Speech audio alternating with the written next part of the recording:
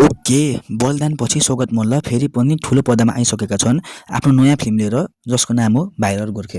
अब यो एउटा सोसल कमेडी मुभी हो जसको फर्स्ट हाफमा कमेडी एकदमै धेरै छ। मुभी आफ्नो स्टोरीको मेन कन्सेप्ट जुन कि गोर्खेलाई भाइरल कसरी र किन हुनु छ त्यो मुभी स्टार्ट भएको 15-20 मिनेटमा नै मुभीले त्यो पार्ट सेटअप गर्छ र मुभीको फर्स्ट हाफ गोर्खेले टिकटक बनाउँदा नै जान्छ। फर्स्ट हाफमा मुभीले देखाउँछ कि गोर्खे भाइरल हुन कति स्ट्रगल गरिरहेको छ र त्यो स्ट्रगलको बीचमा सौगत मल्ल र बुद्धि तामाङको क्यारेक्टरको बीच हुने फन्नी ब्यान्टर्स वा भनौँ कमेडी सिन्सहरू प्रायः जसो फन्नी नै वा भनौँ ह्युमरियस टाइपको नै छन् जसले हजुरहरूलाई हँसाउन सफल हुन्छ। बुद्धि तामाङ र सौगत मल्लको केमिस्ट्री अन पोइन्ट नै छ यो मुभीमा। मुभीको फर्स्ट हाफले गोर्खे भाइरल हुन के गर्छ भन्ने कुरा देखाउँछ भने मुभीको सेकेन्ड हाफमा गोर्खे भाइरल भइसकेपछि गोर्खेको जिन्दगीमा आउने परिवर्तनलाई देखाउँछ कि कसरी कोही मान्छे एक्कासी भाइरल भएपछि कसरी मिडियाले त्यो मान्छेलाई टाउकोमा टेकाउँछ र बिस्तारै त्यो मान्छेको क्रेज सकेपछि कसरी सबैले त्यो मान्छेलाई इग्नोर गर्छन्। अब मुभीले यो पार्ट देखाउँदा अफकोर्स मुभीले अडियन्सलाई सोसल मेसेज दिन खोजेको हो, तर न त मुभीको त्यो पार्ट इम्प्याक्टफुल छ न त त्यसले मुभी हेर्दा इन्ट्रेस्टिङ बनाउँछ। मुभीको सोसल मेसेजिङवाला पार्ट मुभी हेर्दा अलि फोर्सफुल टाइपको महसुस हुन्छ।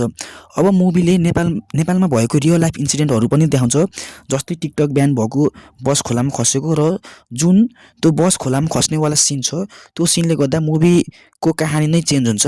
त्यो सिन देखेपछि मेरो मुभीबाट इन्ट्रेस्ट नै हराउँछ, किनभने मुभीले फर्स्ट हाफदेखि नै लाइट हार्टेड फन कमेडी टाइपको भाइब क्यारी गरिरहेको हुन्छ भने त्यो बसवाला सिनले एक्कासी मुभीको टेम्पो नै चेन्ज गरिदिन्छ र त्यो सिन हजुरहरूलाई कस्तो लाग्यो त्यो थाहा भएन, तर मलाई चाहिँ त्यो सिन अलिक फोर्सफुल नै लाग्यो मुभी हेर्ने बेला। त्यसैले मुभीको कमेडी सिनहरू भने राम्रो छ, तर मुभीले देखाएको इमोसनल सिनहरू भने अलि इम्प्याक्टफुल छैनन्। अब मुभीमा राजाराम पौडेल र ऋषि ढमालाको पनि क्यामियो छ र उहाँहरूको काम भन्नुपर्दा ठिक नै छ, त्यस्तो राम्रो नि होइन र त्यस्तो खराब नि होइन र उहाँको क्यारेक्टरले मुभीको स्टोरीलाई अगाडि बढाउन पनि मद्दत गर्छ। तर सृष्टि श्रेष्ठ जसको रोल मुभीको फर्स्ट हाफमा मुस्किल से 5 मिनट र सेकेन्ड हाफमा मुस्किल से 10 देखि 15 मिनटको छ होला, उहाँको एक्टिङ पनि खराब नै छ। उहाँले गरेको ओभर एक्टिङ प्रष्ट नै देखिन्छ। लक्ष्मी गिरी र अरू जुनियर एक्टर्सहरूको एक्टिङ राम्रो छ उहाँको भन्दा।